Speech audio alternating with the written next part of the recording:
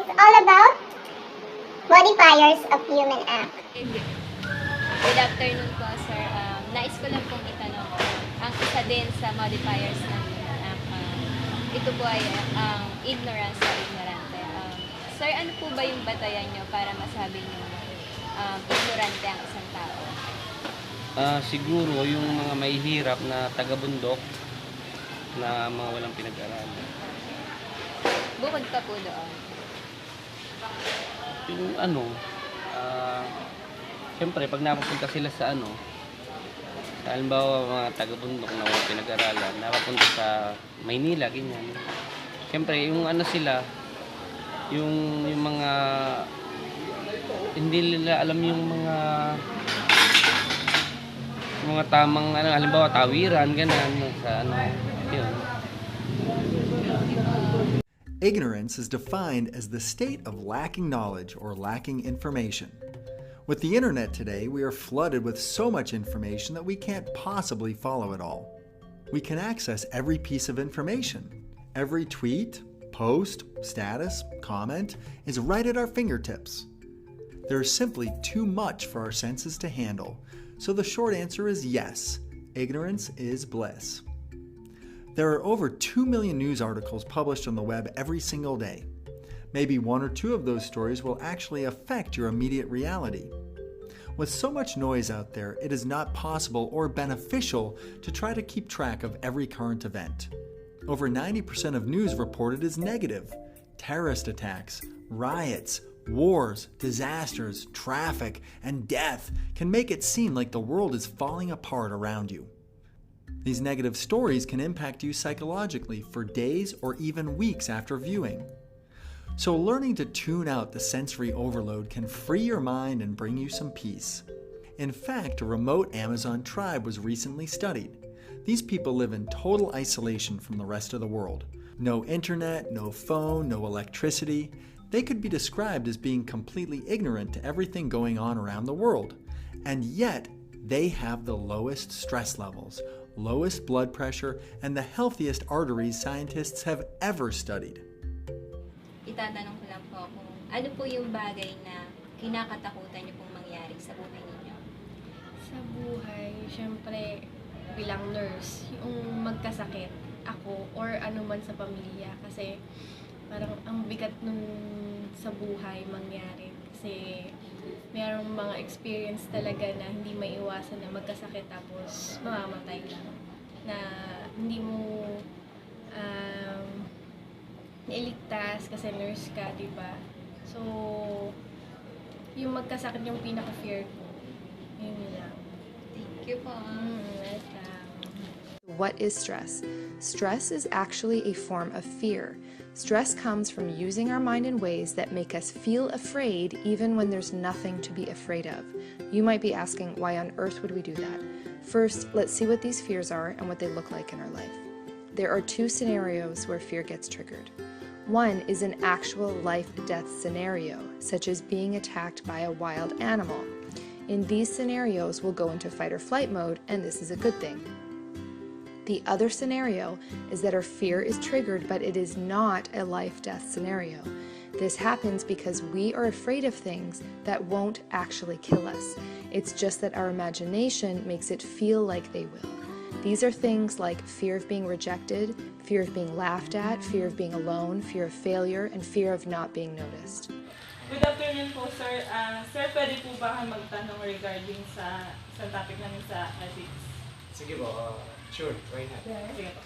Sir, itatanong po lang namin kung may na-experience na po ba kayo yung pinaka-violence na nangyari sa buhay mo? Violence? Ayun, so regarding dun sa tanong mo, yung sa pagiging violente naman, bali pagka yung, aminin ko na, bali pagka yung mga bata na may lumaki ka sa mga, hindi ko naman sinasabi na squatter, pero parang gano'n na rin yung terms.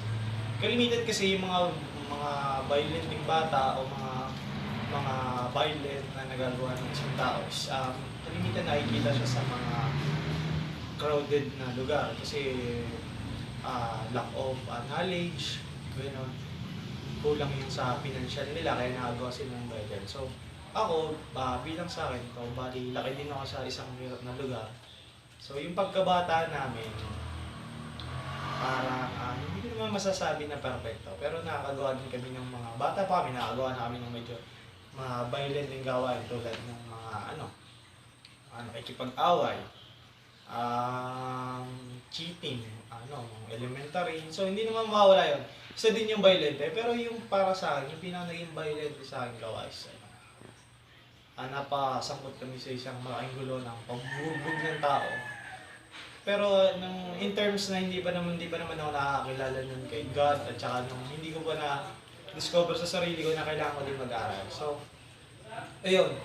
Isa yun sa pinaka naging violent sa akin kasi naging remarkable yun kasi sa akin kasi halos mapatay na namin yung binugbog namin. Bali, fresh graduate ng high school. Kasi pagka high school ka lang, graduate ka lang ng high school. Pagkas in public pa, parang naglalaro ka lang. Ganun. Ayun, bali nangyari doon na napagtripan lang. Pero yun. Hindi ko naman sinasabi na napaka-bad influence ko naman para sa interview na to. Pero makikita mo talaga yung pinaka-masasamang bad side ng bata sa mga batang ghetto. Yung tinatawag na squatter. Hindi ko naman siya kasi sa mga terms na ginagamit. Pero kalimitan talaga. Tapos isa pang naging violente na nagawa namin, meron din akong mga kaibigan na hindi pa sila nakakilala ng Lord. Ano ba yun? Yung may napagtripan kaming magpe-pedicab. So, siyempre, bata ka nga naman, hindi mo pa arok ng isip mo na, ay, parang ang sama ng sa ginawa mo sa kapwa mo na ultimo pedicab driver, kukuhanin mo yung bike, tapos paglalaro-laroan mo lang, tapos babalik nyo ng sira, pagka nagreklamo, wala lang. Ganyan. So, nakatry na din akong mabarangay in 2 times. Isang pamamato ng bubong, at isang, yun nga, sa bahay.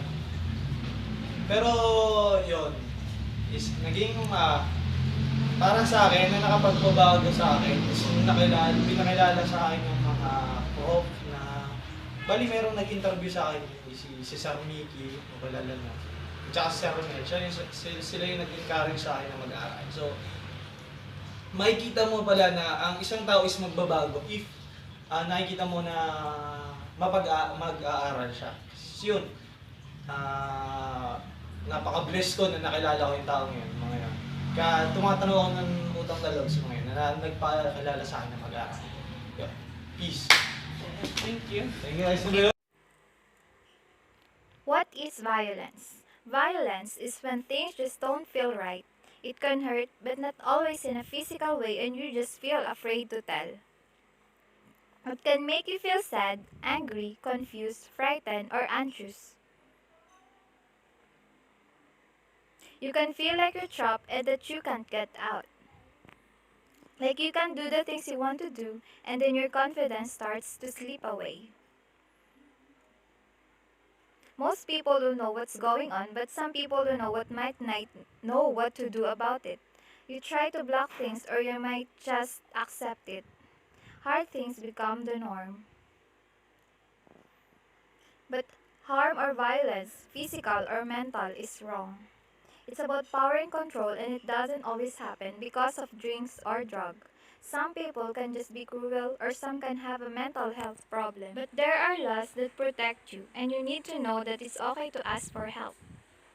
Sometimes it's hard to know who to trust. You can be let down, ignored, or not taken seriously. Trust gets chipped away, but you need to try again. It is important not to give up. Asking for help, you have to be brave. You might have knocked on a few doors before you find the right one. You need to look after yourself, stay safe, and make decisions for yourself. There are people who can help you. Find someone you trust like a family member, teacher, neighbor, or youth worker. Someone you feel you can share your story with. They will tell you it's not your fault. They can help you to feel safe. The right person can help you to get support. They will take action and help you think ahead and get hopeful about tomorrow. You are not alone. Together, you can do something about it or get it stopped. Stop saying what if. Today can be better than yesterday. Po ma'am, ma'am, maaari po ba magtanong na ilang about po dun sa isang subject na? Apo. Habit. Apo. Habit ko yung ginagawa ko araw-araw. Siyempre, pag-ibig ko, papasalamat ako sa Diyos kasi nagising pa tayo araw-araw.